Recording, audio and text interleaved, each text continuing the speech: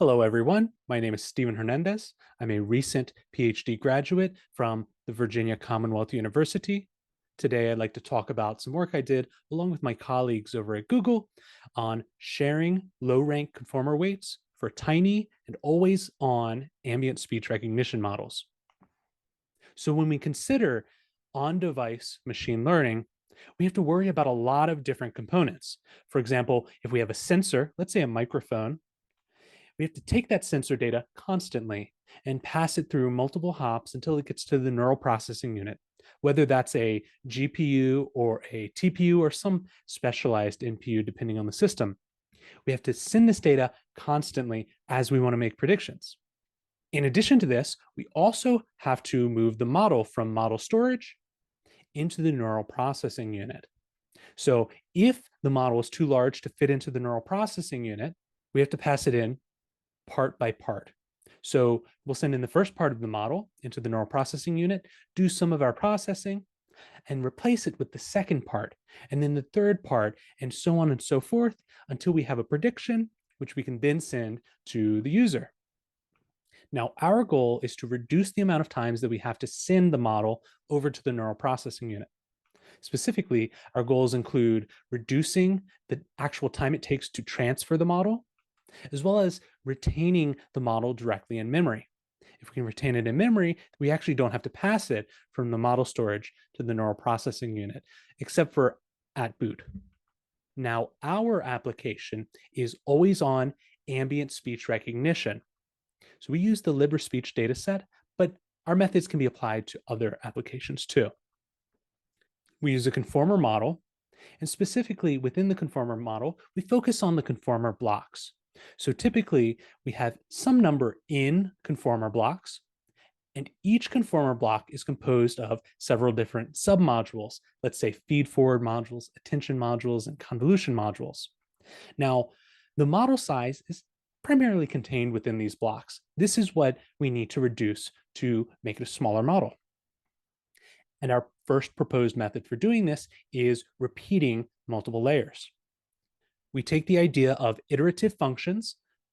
For example, here we have some function f, which is repeated multiple times. In our case, we use conformer blocks. So we'll have a conformer, which is defined here as ci, and we repeat the layers some number of times. Let's look at an illustration. Here we have 4 conformer blocks, 1, 2, 3, and 4.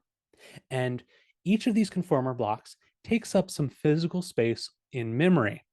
So each of these transformations is a physical transformation.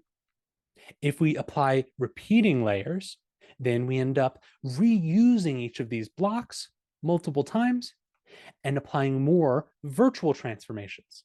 So these are virtual because they do not take any extra space on the physical memory. So how can this help us? Well, let's consider a very simple case. Here we have f of x, which is a very simple red line.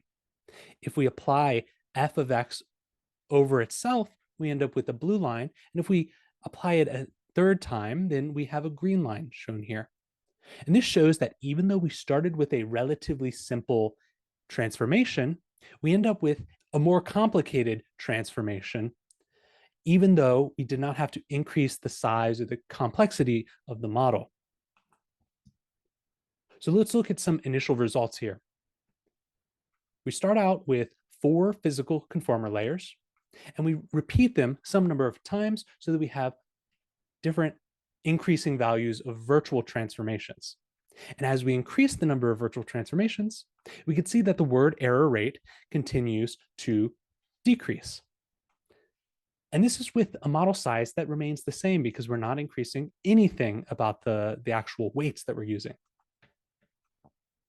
However, if we continue to repeat virtual layers, at some point, more transformations does not necessarily result in lower word error rate. So here, the word error rate increases again.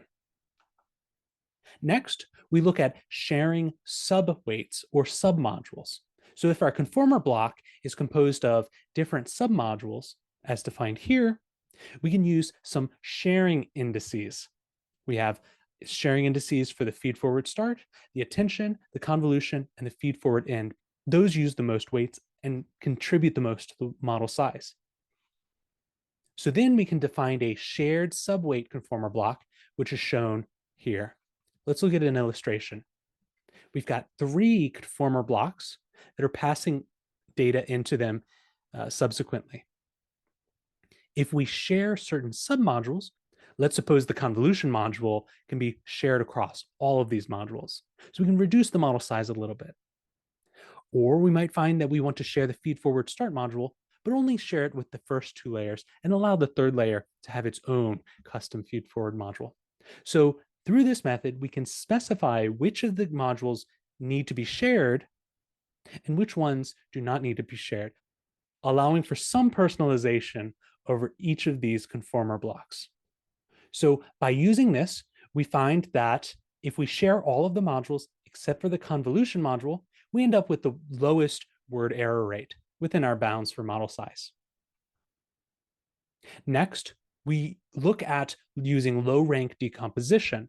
This is a very common method where we try to take some matrix, some linear transformation M, and reduce it down to some smaller matrices, U, sigma, and V. And if we reduce K small enough, then we should be able to reduce the size that's required to encode M. So if we combine this low rank decomposition along with repeating of weights and layers, what we can do is we can set rank to K equals 50. Thus, we can achieve 8 physical conformer layers. And as we increase the number of virtual transformations, our word error rate continues to decrease. So in conclusion, we proposed weight sharing through layer reuse, as well as sharing and not sharing specific sub-weights or sub-modules within our conformer blocks. We also looked at how we can combine low rank along with sharing. And through all of this, we found that we can reduce our baseline model from a 14 million parameter model down to approximately 5 million parameters, with only an increase of word error rate of approximately 0.7. So this concludes my short discussion on this paper, but there are many more results discussed in the paper, so I encourage you to take a look at what we've done over there. Thank you.